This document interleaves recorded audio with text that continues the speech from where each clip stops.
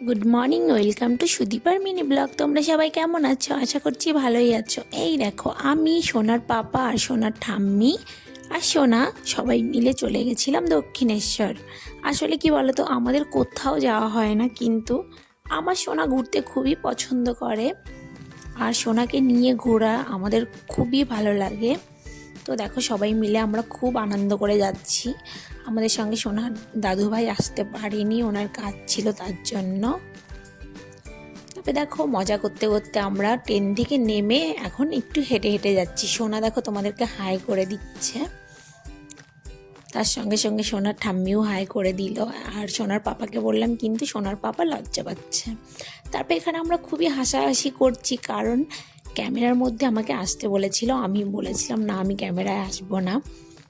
তারপরে এসেছি, তার জন্য সবাই খুবই হাসছে আর আমরা অনেক মজা করেছি।